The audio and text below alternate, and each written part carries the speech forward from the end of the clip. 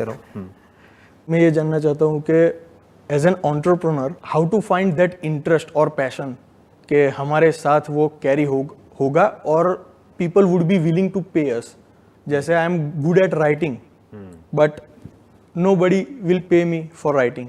So ऐसी कोई चीज को सेल्फ डिस्कवरी कैसे करे कि एंटरप्रेन्योरशिप करना है, बिजनेसमैन बनना है, पर how to select that particular नीश.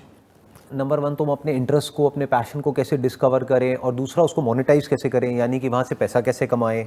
तो आपने अपना एग्जांपल दिया कि भाई आपको राइटिंग में इंटरेस्ट है, बट आप कह रहे हो कि राइटिंग का मेरे को कोई पैसा नहीं देगा. बट ऐसा नहीं है. सबसे पहले तो दिमाग को यहाँ पे खोलना है, क्योंकि राइटिंग अपने आप में एक बहुत बड़ी फील्ड है. ओके. राइटिंग में क्या क्या आ जाता है, बहुत कुछ आ जाता है. मान लो आपके अंदर एक टैलेंट है कि मैं लिख सकता हूँ जी, तो जब आप लिख सकते हो तो आप बहुत कुछ लिख सकते हो. ओके. पोएट्री वगैरह लिख सकते हो. क्या लिख सकते हो आप? जी सर, पोएट्री लिख सकते हो. तो अगर आप पोएट्री लिख सकते हो और अच्छी पोएट्री लिख सकते हो जी, तो ऐसे पोएट्स हैं जिसको हिंदी में कवि बोलते हैं, जो जाते हैं कवि सम्मेलन में यहाँ पर वहाँ पर और अच्छा पैसा कमाते हैं. जी. पहले तो अपने इस नोशन को चेंज करो ओके. कि मैं इससे पैसा कमा सकता हूँ और इससे नहीं कमा सकता. पैसा किसी भी चीज़ से कमाया जा सकता है. ओके. बस थॉट ऐसा होना चाहिए कि हाँ हमको किस तरीके से कमाना है. फॉर एग्जाम्पल आप राइटिंग की बात कर रहे हो, मैं आपको एक और एग्जाम्पल देता हूँ. यूट्यूब पे सबसे ज़्यादा व्यूज़ किस तरह की वीडियोस पे होते हैं? Any idea? बस ओवरनाइट मिलियनर कैसे बनना है, how to get rich quick. नहीं. देखो मैं बताता हूँ. बच्चों के जिंगल्स के वीडियोस. My goodness. उस पर अगर आप देखोगे तो बहुत सारे चैनल्स हैं और उन चैनल्स के ऊपर करोड़ों में सब्सक्राइबर्स हैं और अरबों में व्यूज हैं. वाह.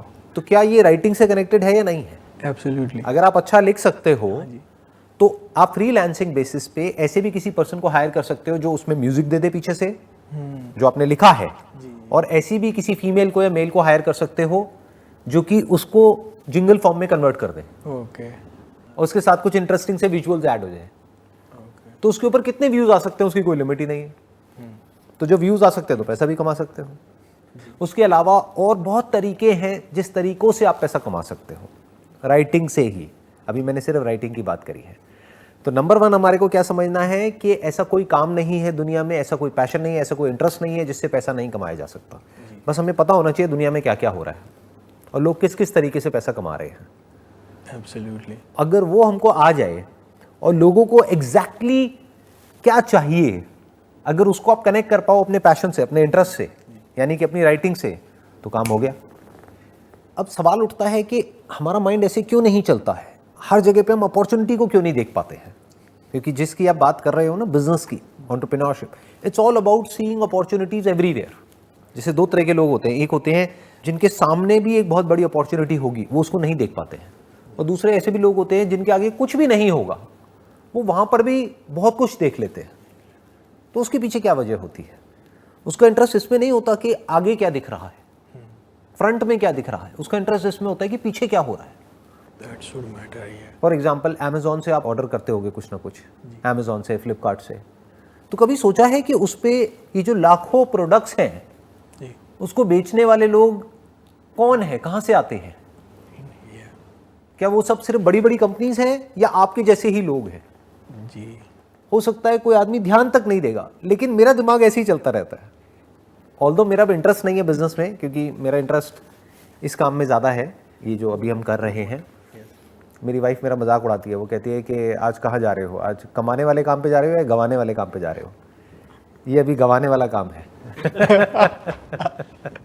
सो you are getting where I am coming from. For example मैं अपने घर के लिए अभी कुछ फ्लावर पॉट्स होते हैं वो ऑर्डर कर रहा था. तो मेरा एकदम से इंटरेस्ट आया. मैंने कहा यार ये इसमें है क्या, प्लास्टिक का ही तो है, ये 2000 का क्यों है? और उसी से मिलता जुलता एक और है जो 500 रुपए का है.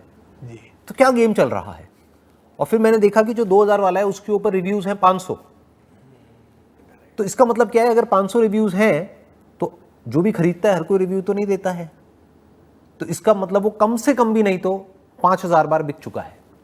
अगर 10% भी हम मान के चलते हैं कि जिन लोगों ने रिव्यू दिया होगा, तो 1 सेकंड में आप कैलकुलेट कर सकते हो कि अगर 5000 बार वो प्रोडक्ट बिका है और उसी कंपनी के और भी बहुत सारे प्रोडक्ट्स हैं, तो अगर आप देखेंगे वहाँ पे और कितने सारे उनके प्रोडक्ट्स हैं और हर प्रोडक्ट के ऊपर इतने इतने रिव्यूज़ हैं, तो आप आइडिया लगा सकते हो कि उनके कितने प्रोडक्ट्स बिक चुके हैं. फॉर एग्जाम्पल 50,000 प्रोडक्ट्स बेच दिए हैं.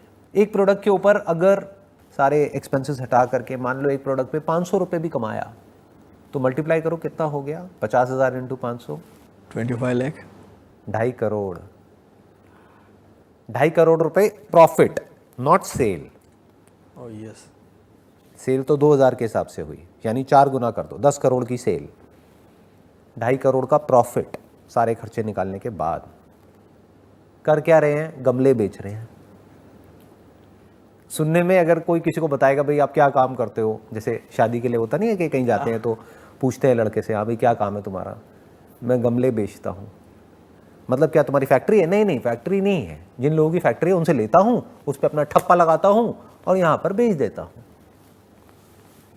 वो हंसेंगे लड़की वाले, कहेंगे कि ये कैसा काम है, ये तो हमको समझ ही नहीं आ रहा है। तो जो आज की डेट में लोग जिस तरह से लोग पैसा कमा रहे हैं, वो जो कन्वेंशनल लोग हैं जिनका दिमाग एक ही तरह से चलता है, उन लोगों की समझ से परे है कि कितने ऑप्शंस खुल चुके हैं आज की डेट में पैसा कमाने के, अगर कोई कमाने वाला हो तो।